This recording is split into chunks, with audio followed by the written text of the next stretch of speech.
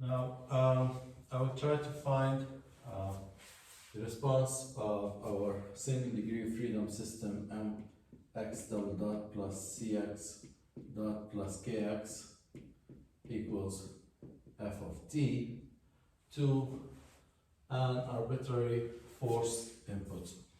And I will make use of the impulse response that we derived earlier by splitting this arbitrary force into a sequence of infinite impulses. So I can add an impulse here, another impulse, and a third impulse, and so on till the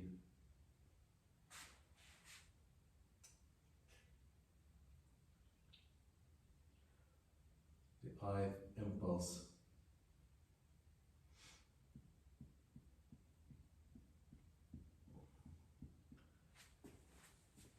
So this is impulse 1, impulse 2, impulse 3, and this is pi, impulse I, and impulse 1 is applied at tau 1, at tau 2, impulse 2 is applied, at tau 3, impulse 3 is applied, and at tau I we apply the ith impulse, and the width of all these impulses is equal delta tau. Now,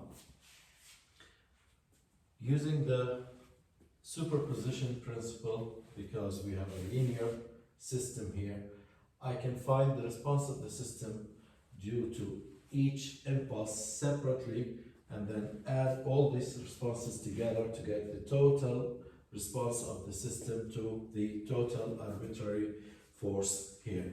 So the response x1 due to impulse 1 is p1 h of t minus tau 1, x2 is p2 h t minus tau 2, and the same goes for 3 and goes all the way to x I of t is equal to p I h t minus tau I. So then the total response is basically the sum of all these responses.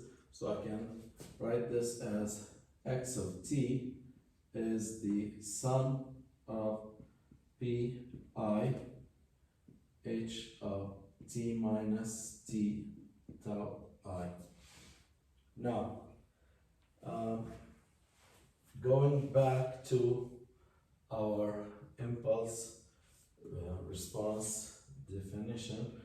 Now, our impulse was, for the ith impulse, it's the impulse magnitude, or the force at the impulse, that's F at tau I,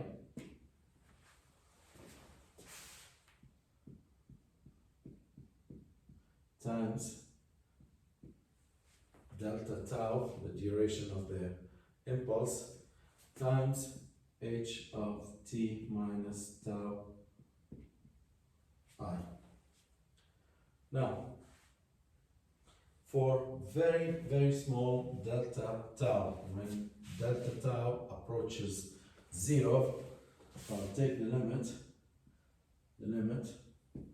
as delta tau approaches 0 of the sum f tau I h of t minus tau I delta tau.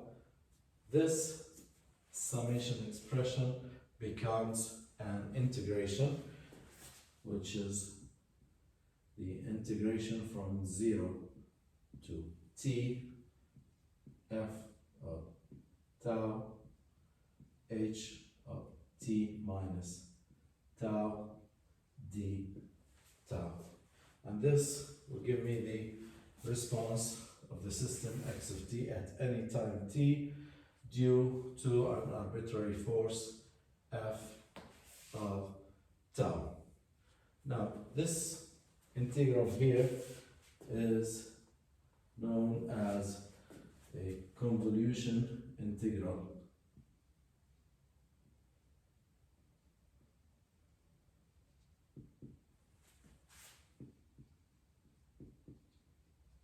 Convolution integral.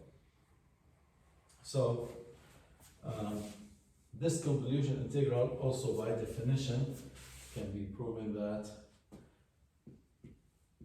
x of t can also be expressed as the integration of 0 to t, and I can interchange the tau with the t minus tau, so it becomes f of t minus tau times h of tau d tau. So you can use either integrals depending on which integral yields the easiest integration expression in here. Now, if I continue using this integral, knowing that x of t equals the integration of f of tau h of t minus tau d tau, I know that h of tau is e to negative zeta omega n t minus tau divided by m omega d sine omega d t minus tau, of course, times d tau. Then this can be written as, I will take out the constant terms, e to negative zeta omega n t. T is